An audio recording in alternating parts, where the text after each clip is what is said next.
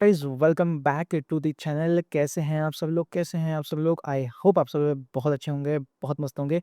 Welcome to class 10th। कैसे हो? बढ़िया, स्वागत है तुम सभी लोगों का क्लास 10th के अंदर। एक नई शुरुआत, एक नई कहानी लिखने जा रहे हो तुम लोग। इस साल तुम देने वाले हो अपने क्लास 10th के बोर्ड एग्जाम्स।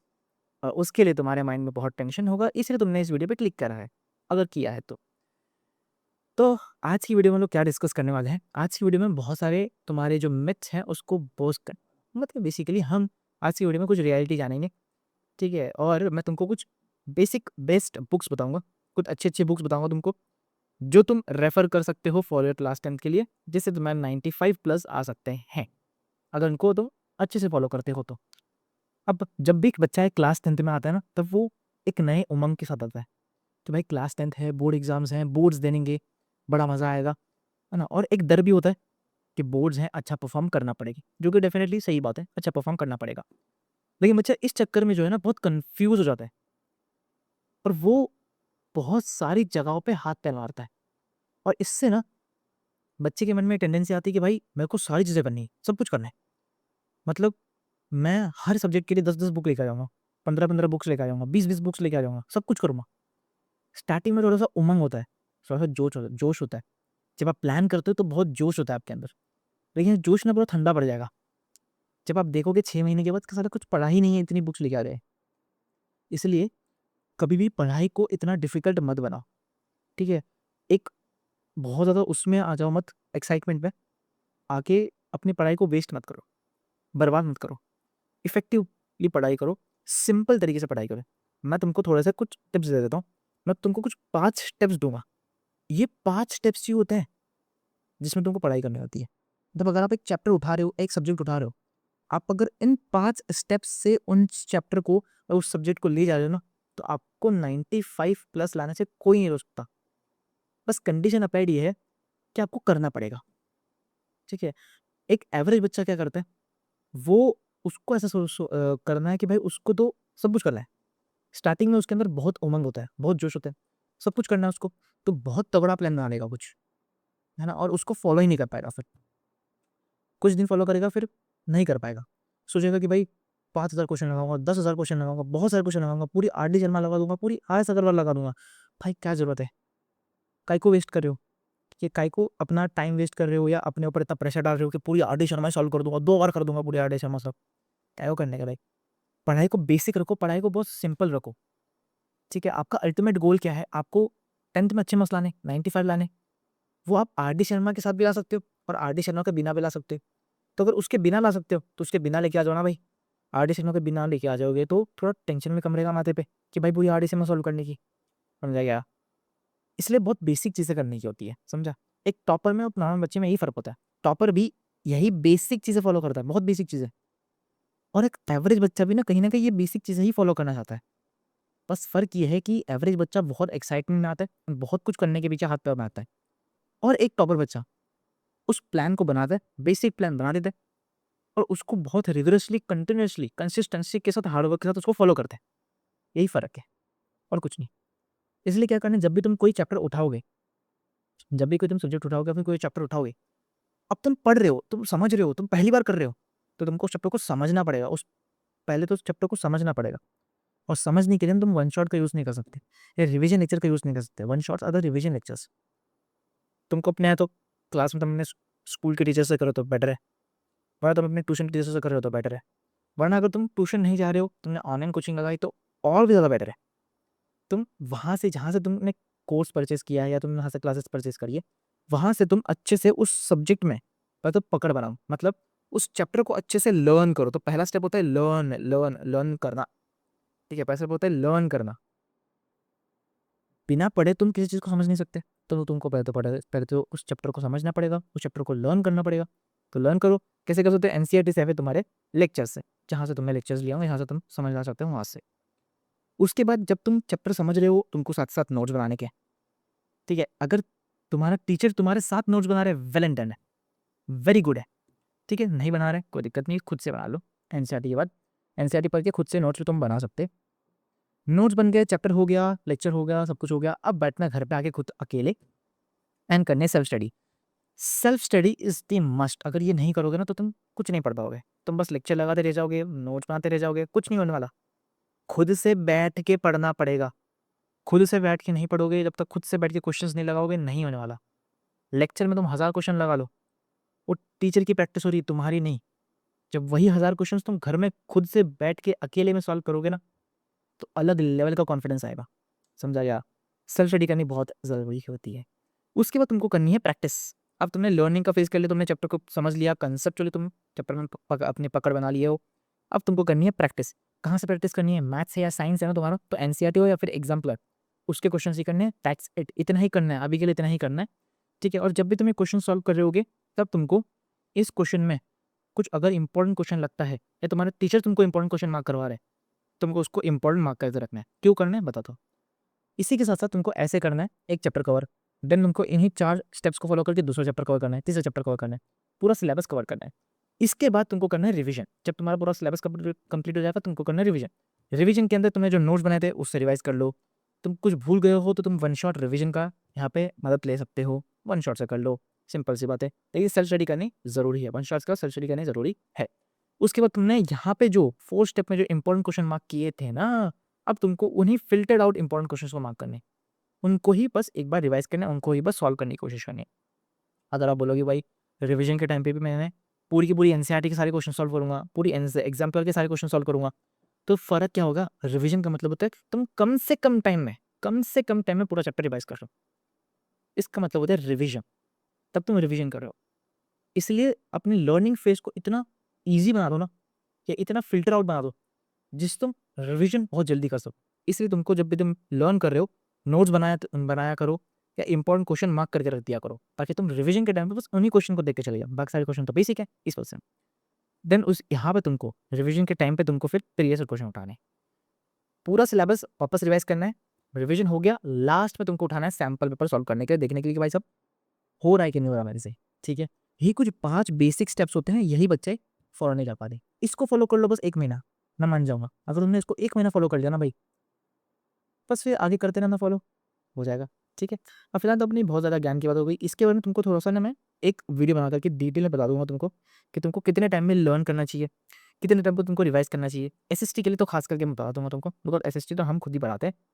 फिलहाल अपन बुक की बात करें तो बुक्स में तुम्हारे पास सबसे पहले आती है साइंस की बुक। साइंस में मेन तुमको एनसीईआरटी और एग्जाम्पलर का यूज़ करना चाहिए मेरे हिसाब से। एग्जाम्पलर कौन सी लेना मालूम है? एग्जाम्पलर लेना तुम लोग पीडब्ल्यू की। देखो ये पीडब्ल्यू की एग्जाम्पलर है। पीडब्ल्यू की एग्जाम्पलर लेना क्यों? क्योंकि एनसीईआरटी एग्जाम्पलर ना 2 अलग-अलग आती है, मैथ्स की आती है और एक साइंस की आती है।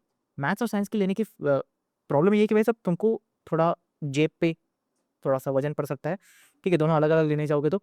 इसलिए बेटर यही रहेगा कि भाई साहब एक ही पीडब्ल्यू की ले लो, इसमें तुमको सारे सॉल्यूशन मिल जाएँगे, पूरी एनसीईआरटी की एग्जाम्पल मिल जाएगी, मैथ्स की और साइंस की दोनों की है, सस्ती भी पड़ेगी इस वजह से। बाकी तुम क्वेश्चन बैंक के लिए सर सबसे पहले तो ये बताओ कि क्वेश्चन बैंक लेनी चाहिए क्या? बिल्कुल लेनी चाहिए, डेफ़िनिटली लेनी चाहिए। क्यों नहीं लोगे?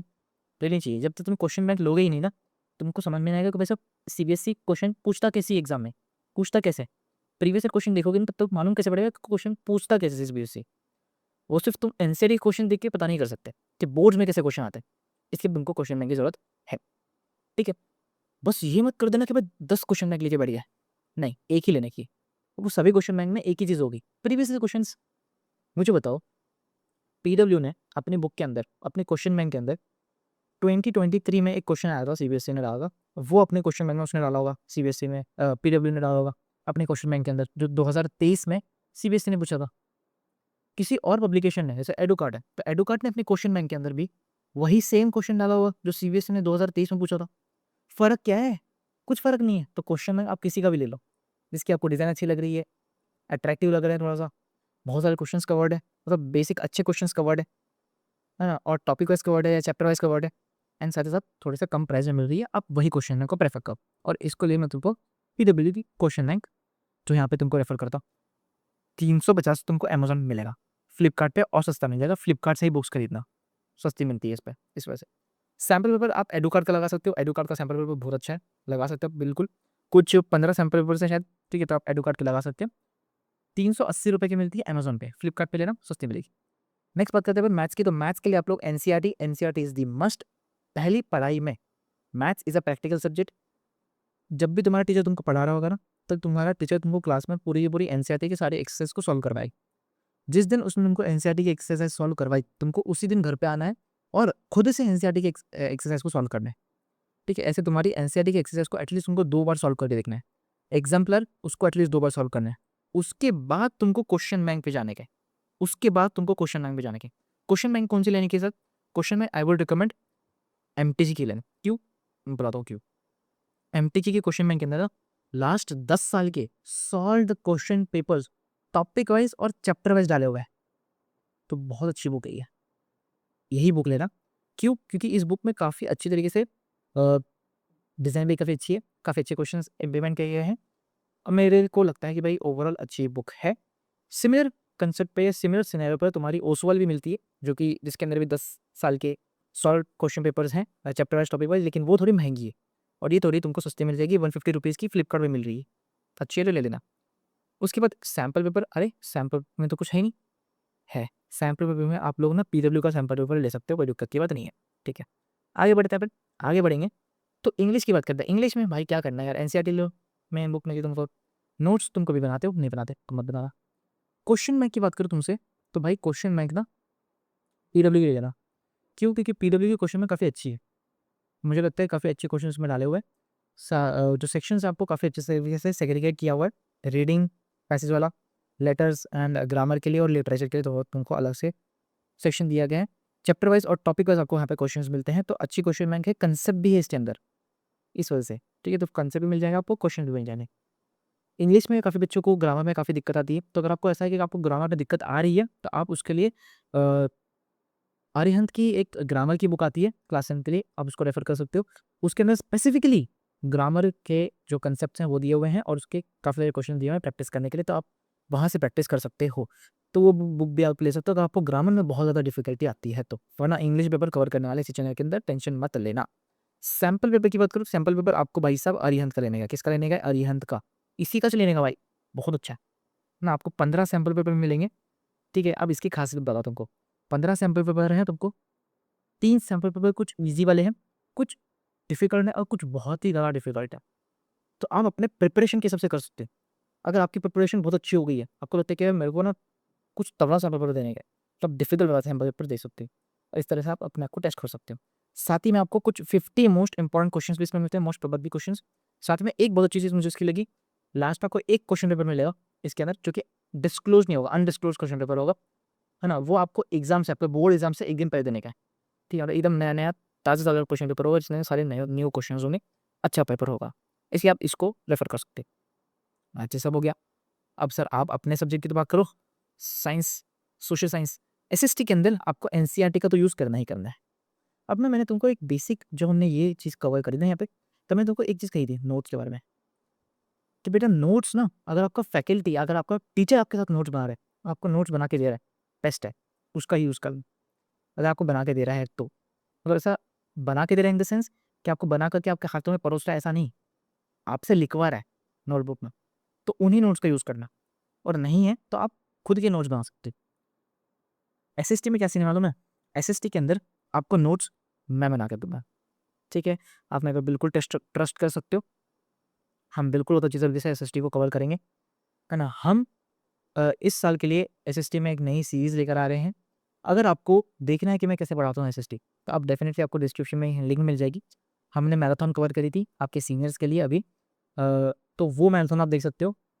बहुत अच्छी तरीके से हम पढ़ाई करेंगे, पूरा एसएसटी कवर करने वाले होते हैं, ठीक है? तो ये सीरीज़ के अंदर पूरा एसएसटी डिटेल में कवर होगा, वो भी आपकी यूट्यूब पर ही फ्री में होगा, बहुत ही डिटेल में कवर करेंगे अपन। और उस सीरीज़ के अंदर हम नोट्स साथ में बनाएँगे, मतलब ये कि मैं तुमको नोट्स क्लास में बनवाऊँगा, तुमको मेरे साथ नोट्स बनाना पड़ेगा। कैसे बनाएँगे नोट? दिखाता हूँ, आ जाओ। दिखाते हैं, रुकिए। देखा? देखो, कुछ इस प्रकार से हमारे नोट्स बनते हैं, ध्यान से देखो। ये हमारे फेडरलिज़्म के नोट्स, ये मैंने पिछले साल बनाए थे, आपके सीनियर्स के लिए। ये सीनियर्स के नोट्स हैं आपके, ठीक है? सबसे पहले तो हम लोग चैप्टर के नोट्स देते हैं, उसके बाद आपको एक चैप्टर का रोड मैप देता हूँ मैं। सारी चीज़ें आपको फ्री में मिलेगी, टेंशन मत लो। आपको चैप्टर का एक रोड मैप देता हूँ कि भाई इस चैप्टर में क्या-क्या होने वाला है, क्या-क्या पढ़ने वाले हैं अपन। उसके बाद ना अपन अपने नोट्स बनाते हैं। देखो ये रहे, ये कुछ ऐसे अपने नोट्स दिखते हैं। ये सारे नोट्स अपने को क्लास में बनाने के हैं, मतलब सिर्फ मैं नहीं लिखूँगा, तुमको भी लिखने का है। मतलब मैं लिखूँगा, मेरे साथ-साथ तुमको भी नोट्स को लिखना है। बढ़िया-बढ़िया अच्छे-अच्छे कलर के पेन्स लेके आ जाना, ऐसे बढ़िया-बढ़िया हम लोग हाइलाइट भी करेंगे, ठीक है? एक-एक कंसेप्ट को पढ़ेंगे, एक-एक कंसेप्ट को लिखेंगे, उसको पढ़ेंगे, लिखेंगे, पढ़ेंगे उसको, ठीक है? बहुत मज़ा आएगा, बढ़िया तरीके से हम लोग पूरा कवर करने वाले हैं। ये नोट्स की पीडीएफ जो है मैं आपको हमेशा देता हूँ, ठीक है? इस बार भी तुमको मैं नोट्स जो है बना के दूँगा, है ना? लेकिन मैं आपको रिकमेंड करूँगा कि आप इसका प्रिंट मत मारना। जब मैं क्लास में लिखा रहूँगा ना, तब आप उसको लिख लेना, ठीक है? अब वो कौन-सी सीरीज़ है, वो जब आएगी तब मैं आपको बता दूँगा। तो आप इन्हीं नोट्स का यूज़ कर सकते हो। ये वो नोट्स हैं जो आप डे 1 पे भी यूज़ कर सकते हो, आपकी रिविज़न के लिए भी यूज़ कर सकते हो, आपके एग्ज़ाम से 1 दिन पहले भी आप उसको यूज़ कर सकते हो। बढ़िया नोट्स हैं, शॉर्ट नोट्स हैं, क्रिस्प नोट्स हैं, ऑल्सो डिटेल नोट्स भी हैं, ठीक है? यही फ़ायदा है इसका।